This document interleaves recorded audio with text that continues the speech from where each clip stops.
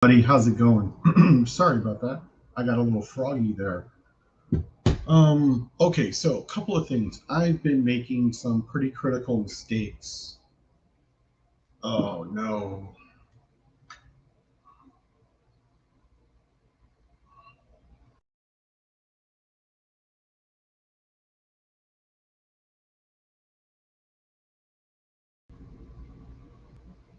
Okay. Be much better. My quality should be much better. Sorry about that, everybody. Again, okay, one crucial mistake I'm giving, and I'm giving you this at the beginning of the video rather than at the end of the video. Stop addressing everybody and just talk to one person. Now, I know that's kind of difficult because it trips me up too. In fact, if this wasn't a live video, I would go back and edit it. I want to thank Kim Ward, you know, business coach, business leader extraordinaire. She called my attention to it. She literally took the time to watch one of my short videos and said, hey, stop saying we and us and start saying I and you and, you. Because it's more personable that way and the video will be more successful. I thought that was pretty cool. She went out of her way to school me like that. Okay, so today we're just going to jump right into it. I'll explain why I'm late later. .com secrets, man. I feel like a preacher with this in my hand, just slapping it and reading it and knowing it and learning it and practicing it. It's kind of crazy. All right. Let's do this. Let's make up for the, what do you call it? Lost time. All right. All right. Got that going. There, bada bing. There we are. We're doing it now. Okay. So let's play this slideshow over here. Oh, really? Idiot. I've been having one of those days. You just would not believe it. I can't believe I started it with the. Anyway, sometimes you gotta laugh. Okay, so as I said in my promo, my preview, in case you haven't seen it, you might be thinking, hey, Chris, 7 phases of a funnel. What'd you do? Skip funnel hacking? No, I did not skip funnel hacking. But we did go out of order a little bit because I had a serious technical malfunction with a platform that I was using. I am no longer using that platform. I will never use that platform for anything ever again. And I took out their links. I took their links out because they were not interested in getting their platform to work proper. So we're running a good 5 minutes behind. So we've already done that one. In case you didn't know, funnel hacking is the fine art of going through someone else's funnel and then copying it. Now, I'm not talking about copying it word for word because that is always a mistake. Don't ever copy anything word for word. But you can make it your own. Maybe you like the color scheme. Maybe you like the way that they did their video. Whatever it was you like, whatever it was that made you spend your hard-earned money on it. Funnel hacking is making a funnel that operates similar to the one that got you. It's absolutely brilliant. All right, so this is where we are. 7 phases of a funnel. This is part 1. This has to be part 1. It might be a 2, maybe at the most a 3-parter. The reason for this is because this part of the book is so crucial. You're like, what do you mean? Well, just give it a second. The beginning of the book, the first, going through this book, everything in it is incredibly crucial. But the first bits of it, like the first half of it, you're basically building your foundation for how you're going to promote your business, how you're going to present yourself to other people, how are you going to draw them in, how are you going to hook them, how are you going to keep them, all of these things, and if you don't set that up properly, then you won't be making as much money as you could be. And that is just a crying shame. All right. So, big confession. Some of you guys already know this. I am an introvert. Do you know who else is an introvert? Russell Brunson. That's right. I don't believe that he's an introvert so much to the point that when I use the word introvert and then I try to say his name, I almost immediately forget it. It's kind of a weird psychological tick. But I am personally an introvert. I can be outgoing at times, like right now, you know. But after this, after I do this, I am utterly exhausted. Just, you would have thought I ran a mile or something. Uh, and this is because when an introvert puts themselves out there, they're feeling very, very, very uncomfortable. That's why I use that picture of the shark, you know. That's probably like a Jaws promo or something like that. And it's coming up to eat the people. And I feel like the people, not the shark. I feel like the people, the victim. Okay.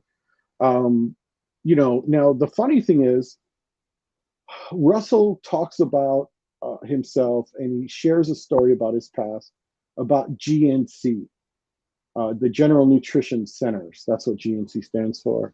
I also was a fan of GNC. I bought my first protein powder back in the early 80s in a mall in a GNC, and it was a Joe Weider protein powder. It did not dissolve very well. It did not taste very good, but I was trying to get bigger. Now, like him, I would like stores that you can walk into and the people would basically leave you alone. So in Southern California, back in the 90s, there used to be a bookstore called Book Star. And I used to go in there all the time. Sometimes I would buy stuff. Sometimes I would just browse and just kill some time. It was great. They played classical music on the overhead. They were always, you know, super air conditioned. But I would go there over the other bookstores because there wasn't a clerk asking me if they can help me find anything. They had like a little information area, kind of like Barnes and Noble does. But a person there, if you had a question, you can go up to them and ask them. But for the most part, their people left you completely alone. And those were my favorite stores that you can walk into and the people would leave you alone. That's why I like those mom and pop secondhand stores. There's only one person behind the counter. They're super busy. They don't have time to walk the floor and ask people, "Oh, how you doing? Can I help you find something?" I usually stay away from stores that are like that, or I go in there with someone else so that that other person or people can absorb that part of the attention. Um, so you know, whenever you're doing something in public, you can feel super exposed because you're in public. You're way outside of your comfort zone. And for me, and whenever I screwed up in public, it was very painful. So of course, online business seemed perfect for me. And it probably seems perfect for a lot of people out there that feel the same way I do. I know you're watching this video right now, so you might be someone just like me.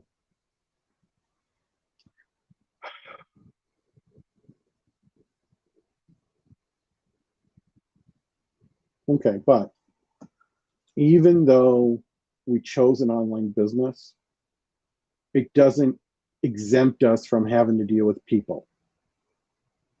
Think about it. A buddy of mine, real good guy, he said, it's just a numbers game. And I heard that before. I've heard that phrase before back in the day. I was a Marine. I got a side job as a telemarketer, and they would tell us, smile and dial, smile and dial. It's just a numbers game. When you go through enough phone numbers, you will make a sale. You can't sell, you know, they truly believed you couldn't sell everyone. But once you find someone who's interested, they start asking questions, they're playing along with the script, boom, you got a sale. So it's just a matter of how many telephone numbers you got to go through to get there. Personally, I don't want to do business like that. And I don't really want to run my dream online business like that. Because think about it. We're not just building a business. We're not just building a money-making machine. We're building a dream. This is super important to understand. All right, it's all about the pre-frame, baby. Okay, so before we get into the phases, we've got to understand what it is we're doing with this stuff. All right. So the simple meat and potatoes of the matter is you've got to get the buyer in the mood. And as I say this, I'm picturing Chef from South Park. You know how he does it's Isaac Hayes. I mean, Isaac Hayes, he's that legendary singer, all those different love songs with his deep voice and that beat going in the background. I'm not going to imitate him. I can't imitate him. I have uh, no real musical talent like that. So I'm not even I'm not even going to try. But everything he talks about, like taking the lady out for dinner and laying her down by the fire and the music. If you notice what he's doing, even though it's totally inappropriate for a fourth grade elementary class, he's setting a mood. He's creating an environment and he's inviting everybody in to experience it. And that's what you need to do with the pre-frame. Now, how you set the pre-frame up, whether you set it up successfully or unsuccessfully, will determine your buyer's willingness to buy from you. Now, think about this. Okay, so just now is released the new Indiana Jones movie. I don't remember the title of it. I did see it. I saw it in 4DX. I highly recommend, if you can, see it in 4DX. It's like a long Disney ride. So if you've gone to Disneyland, you know, their little short rides you go on. This is a ride that's like 2 hours long, basically. Oh, I thought the movie was phenomenal. The effects were just, oh my gosh. There's this one part where the sea is just tossing and turning, and the seats, you start floating up. It was almost like being on a boat. The action was so smooth, it was crazy. But to prepare for the movie, what Disney Plus did was they released all the Indiana Jones movies in the whole collection on their Disney Plus platform. So if you're a Disney Plus subscriber, you're watching the movies, and you know I'm the kind of guy that'll take a weekend and do a big movie marathon. Something like this is perfect. No, I didn't do that this time, but a lot of people do, and it creates excitement. It builds anticipation for the movie. It causes people to talk about the movie to other people and whether or not they're going to see it. I'm talking about the movie, and this is marketing training over here. So think about the kind of excitement, the pre-selling, the advertise, all of it. It's just one big pre-sell, and it's so infectious that it gets us to do it. I'm over here selling the movie to you. You might not have seen the movie. You might not have seen any of the movies. There are so many people now, they're so young. They might not have seen it. Maybe it didn't catch their eye or whatever. Uh, you know, but it makes you want to get up and maybe, oh, this guy doing a marketing class and he said the movie was great in 4DX. 4DX is like the most expensive movie ticket you can buy. So, but that's how the pre-frame works. So you're watching TV, might be late at night, you know, whatever, but you're sitting there, you're just zoning out, you know, just trying to relax, forget about the day, unwinding, and all of a sudden the announcer says, "Are you hungry?" Think about that. You're just there minding your own business, and this person pops this idea in your head that you might be hungry. Are you hungry? I don't know. Am I? I might be. I mean, you had dinner, you had dessert, you waited later in the night, maybe had some coffee and cookies. So you shouldn't be hungry. If you were sleeping, you wouldn't be eating. But now you're thinking, I might drive down to Jack in the Box and get one of those Snoop Dogg munchie meals. Snickers candy bars. I love their pre-frame. They just show you a person behaving erratically, and their friend goes up to them and offers them a Snickers bar, and they eat it, and it solves all their problems because their big thing was, no, they're not, crazy. They're just hungry. That is a pretty darn good pre-sale, and they go into it telling you why it's going to satisfy your hunger, because it's loaded with peanuts, caramel, nougat. And the funny thing about the Snickers bar is, quite honestly, the only thing in there that might be good for you are the peanuts. Peanuts are high in protein and fat. So, you can get a lot of energy from peanuts. However, those are, they're roasted, they're salted, and they're smothered in caramel, nougat, and chocolate. And we all know caramel, nougat, and chocolate is mostly sugar. A lot of sugar. So caramel is basic. Oh, I'm sorry, I got sidetracked. Caramel is basically just nothing more than melted sugar and a little bit butter. So sorry about that. I love cooking. I enjoy it. Didn't mean to sidetrack like that. But now we'll look at where we're at. Phase 1, determine the temperature of your traffic. This is crucial, okay? This is why most people burn out, because they don't take this simple little detail. And it is, when you're looking at this whole book, this little detail is very, very small. It's only a few paragraphs in the book. Now, your 3 traffic types: hot, warm, and cold. Sorry about that. So it's just like doing laundry. You got your stuff you wash in cold, you got your stuff you wash in warm, you got your stuff you wash in hot. We wash different pieces of clothing in different temperatures. Henceforth, when you have people that are these different temperatures towards you, they have to be treated differently, just like your laundry. All right. So yeah, you must speak to each of them individually. And honestly, for something like this, you really should build 3 different landing pages for each group. And I'll tell you why. Let's look at the hot group first. Okay. This is your hot market. All right. And it's hot for a reason. So your prospect is aware of your product. They know your product can satisfy their problem. All right. Sorry, I'm getting all twitchy. Now, if this is the case, your headline, your hook, really needs to start with the product. So, for instance, most of the people that I come in contact with on a daily basis, they all know who Russell Brunson is. They're all familiar with his products. Now, I know for a lot of new marketers, their price point of ClickFunnels could be very scary.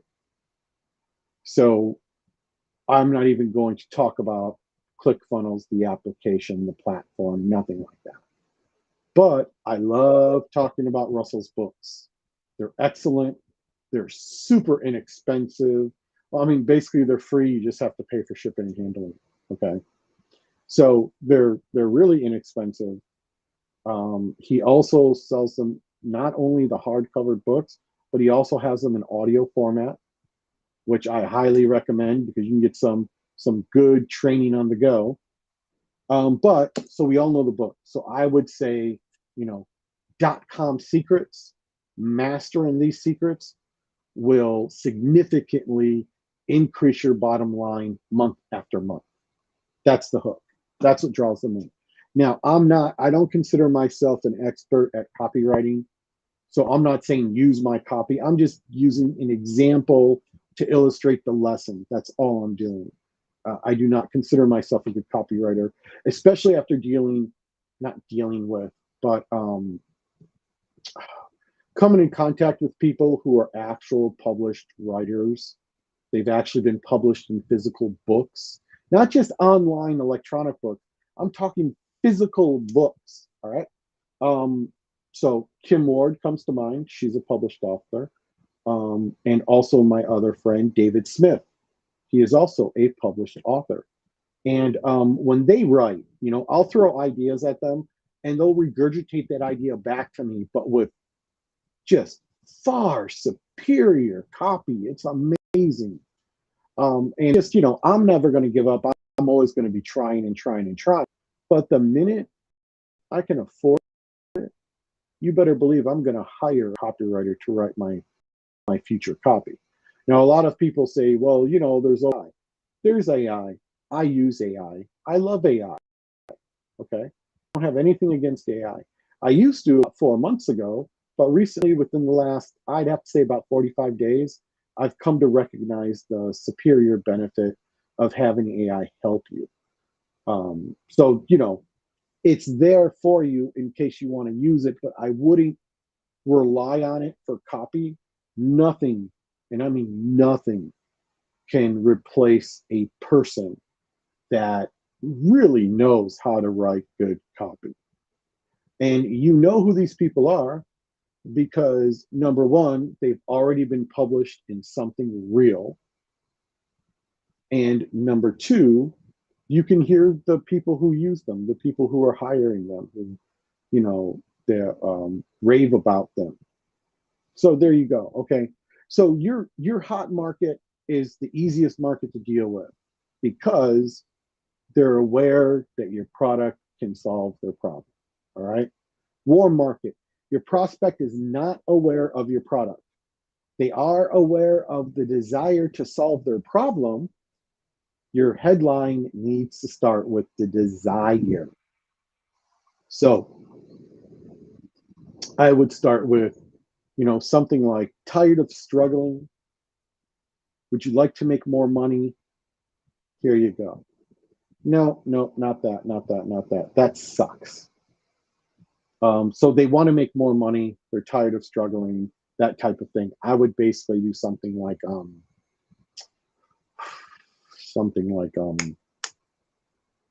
as you can see, I do struggle with copy.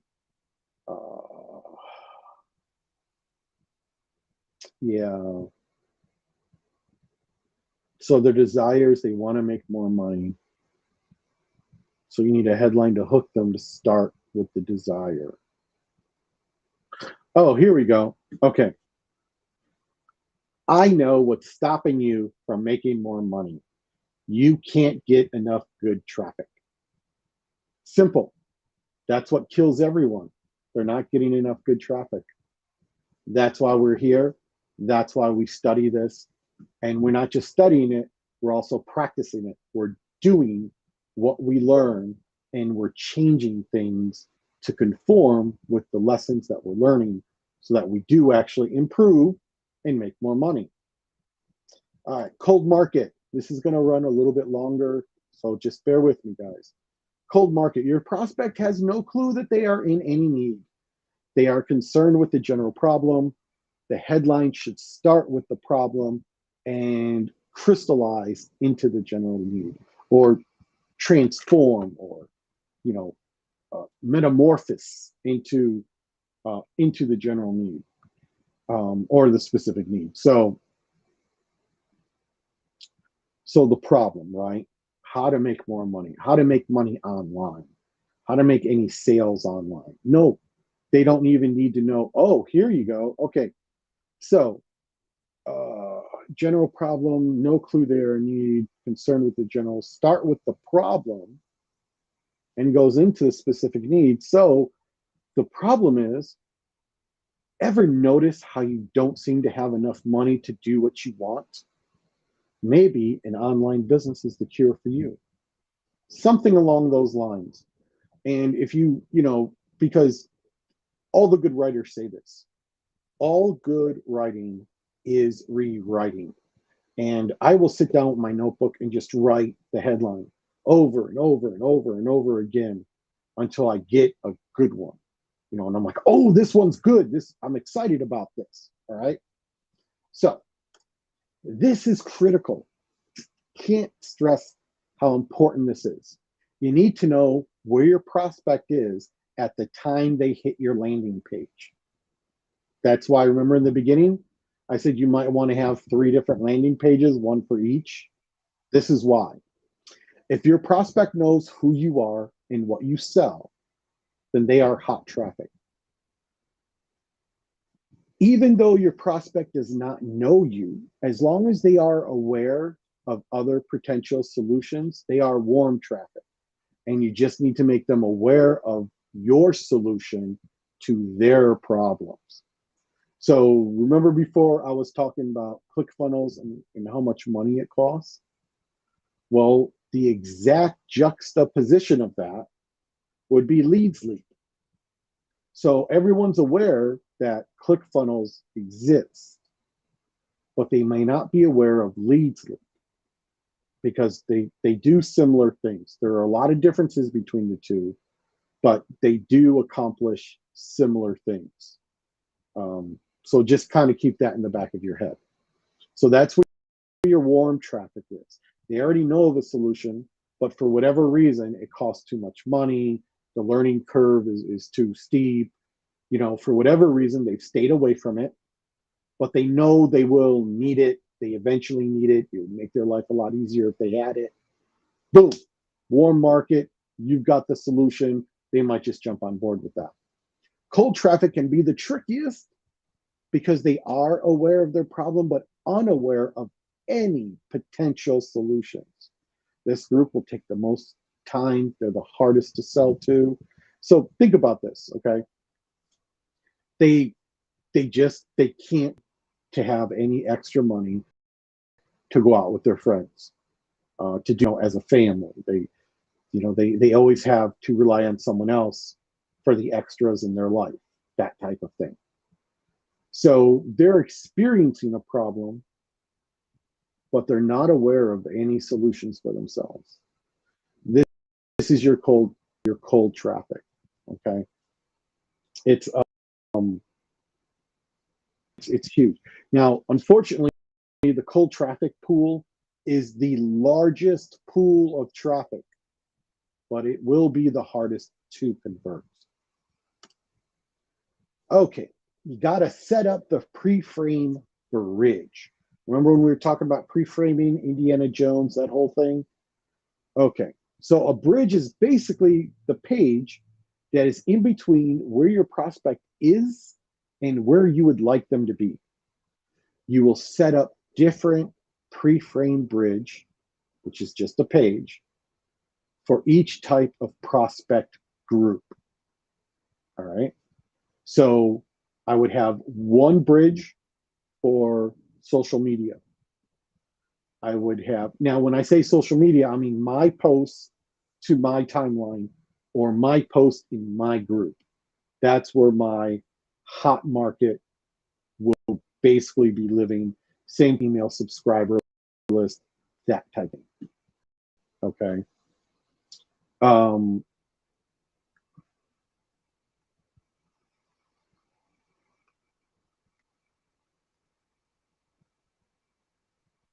Okay, so yeah, I'm still sorry for a second there. I thought I went out on a tandem, and I did not. So this is where your hot traffic is. You know, like I have a Facebook group, so everyone in that group would be considered my hot traffic pool. I have an email subscriber list. Everyone in there would be considered my hot traffic pool. Same thing with my Pinterest followers. So you're starting to get the idea of where your hot traffic is. People who have seen my videos before have more of an understanding of what it is that I do, what it is I have to offer, than anyone who has never seen any of my videos at all. All right. Now, okay, so this is where they're living. What about the other two? Warm traffic pre-frame bridge. All right. This bridge is going to be a little bit longer than the hot one, but not much. If you are targeting your warm audience on social media, you can oftentimes use a video to bridge the gap. So think about this, okay? You're on Facebook, but you're not in your group. You're in someone else's group on Facebook. And someone's in the group, they make this statement: I'm so frustrated. I work all the time and I never seem to have enough money to do what I want, blah, blah, blah. Or, oh, I'd love to see the new Indiana Jones movies in 4DX, but who could afford those ticket prices? This person just identified themselves to me as being warm. No, that's not quite the definition of warm. Yeah, no, it is. It is. They're aware of their problem. They know what it is that they want. Yeah, that's warm. Okay. So doesn't, need to make enough, money. He has a problem. I can contact this person, but I have to be really careful because I don't want to be a spammer. I'm not in other people's groups to try to steal prospects from anyone, but I can lob in a question there, like, oh man, that's really horrible. What is it that you do? And they're like, oh, I work in a body shop and I'm only making like, $3,000 a month, and I work, 10 hours a day.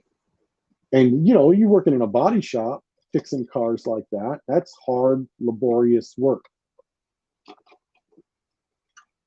And it's potentially hazardous work. So they're explaining to you what they're doing, and you're knowing the pitfalls, and you're what's that word? Sympathizing with them, and just let them vent. You're letting them vent, and then you've got to like show them something, show them how you can solve their problems. So you're like, I made a video a couple of weeks ago that might help you. Would you like to see it? If they say yes, boom, you're in. And you can show them this video that you made, and they're watching. And if they relate to it, you might just have made a new customer. That's the warm market. That's how that's how a video can bridge that gap from them not knowing you. They might have heard of you. They might have seen you in the group, maybe seen some of your posts in the group, but they really don't know you. They've never really interacted with you. This is a warm market. Well, what about the cold prospects, huh? I mean, think about it. Think about being out in the cold. You're shivering, burn. You don't like it at all. Your teeth are chattering. Your fingernails are starting to turn black. No, that is what you call it. What it is. That's frostbite. Okay, I got a little carried away with that image, but the cold pre-frame bridge is the longest bridge. The reason for that is because you're not just simply moving someone from one page to another page to another page. What you're doing is you're creating, well, Russell says you're creating a customer out of thin air. But I like to look at it as you're converting a stranger into a friend, that type of thing. Now, the difficulty, the biggest problem in this, the reason why the cold traffic is so hard, that's why you ever notice if you join a business or if you have ever joined any type of multi-level marketing company or just anything online where they're like, if you get referrals, we'll pay you money type of thing. Okay. You ever notice the first thing they tell you to do is start with your warm market? Start with people who know you, people who see you around town, people who recognize you. Start with the people who know your name first, like your family, your the person who officiates your church, teachers that you are involved with, either your student or parent.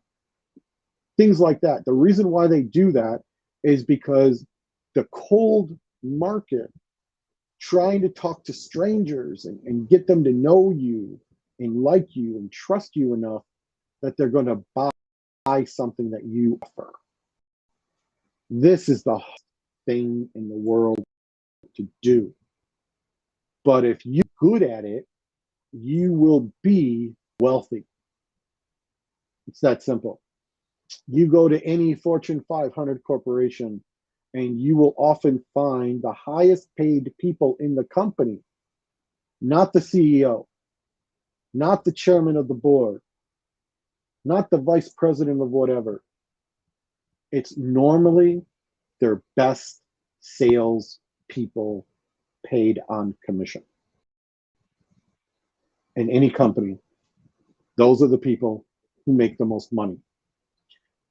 This is why they know how to take someone who's considered their cold market and convert them into someone who is their hot market now. You get good at that, you can write your own checks.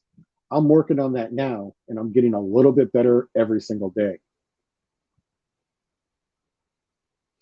Now, you're going to say, well, Chris, how do I do this? I'm online, all right? I don't have a huge following. I don't have a huge list. Maybe you don't have any list at all, okay? That's not, there are a lot of people out there that are not building their lists. Every single training I've ever been in, the trainer will say, how many people here are building their list? Let's see some hands. Normally, it's only half the people in the room. And that's scary if you think about it. So what I've been doing to cultivate the cold market and trying to make them a little bit warmer, I've been using Pinterest and short form video to accomplish this. Now, habitually, I've only been using Pinterest like maybe about 3/4 of this week. I've been using Pinterest steadily every single day, pinning and talking and stuff like that. And short form video, the same. I've never really given it a look before, and then I'm hearing people that I respect say short form video is the way to go. Yes, Kim Ward is one of them. And one of the things is I see a lot of her stuff come across my feed, because they really want to promote short form video. So they're showing it to more than just your followers. And you can use it on multiple platforms. It's really good to do. And honestly, I've only been doing this, steadily for a few days, 4 days, maybe at the most, 3-4 days at the most. And I'm already getting results. The results are there. So that's pretty flipping exciting. I'm not having to wait 1, 2, 3, 4 months to start seeing things start to happen. Now, yeah, I'm at the very beginning of what's going on.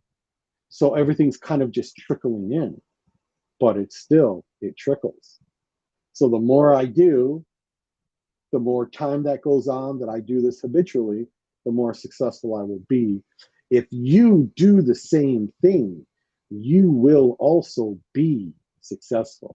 What we're doing here, this is basically a formula for success, for successfully selling whatever it is we want to sell online. Okay. And I'm a firm believer in the product is not as important as the sales process. And that is the truth. Now, no, I'm not talking about cars. No, I'm not talking about real estate.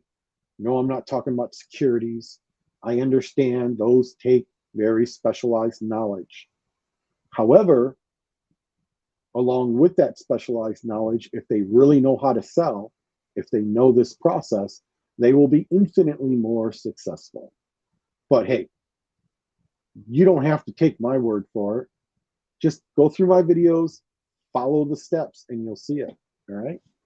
Now, speaking of Pinterest, that leads us to tomorrow, 8 p.m. Eastern Daily Time.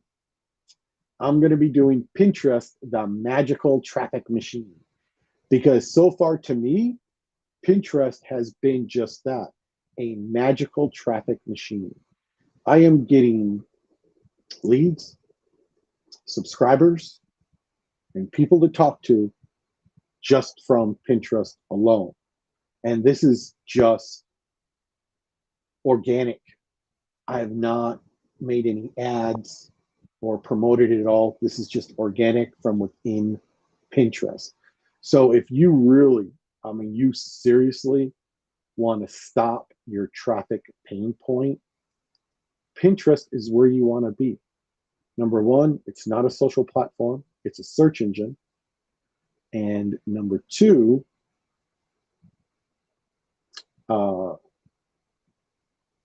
sorry guys, I had the worst brain fart in the world just now. You know, it's a search engine. And number two, the way it lays everything out, someone is not going to be looking at your pin unless they're interested in what you have to say, as long as you use the right keywords. But I'll go through all that stuff tomorrow. Go through that tomorrow. I'll share some things with you all. And I will also share with you where it was that I got all this Pinterest knowledge from. So just wait until the end of the video tomorrow. All right. So that is literally the end of today's lesson. Barring any unforeseen disasters, we will be going over .com secrets, the 7 phases of a funnel 2 next Friday. I just want you all to work with these principles. Go through and rewatch my past videos. I am going to make a playlist on my YouTube channel that will separate out all of my .com secrets videos for you all, and I'll have them in order so that you can go ahead and watch them sequentially. Okay, so that being said, I have to teach myself how to do that. First of all, my buddy Jeff Beeman, he has his videos separating the playlist, and I'm just going to ask him about that. So, all right, guys, thank you so much for showing up and coming out. We'll talk to you tomorrow, same time, same channel.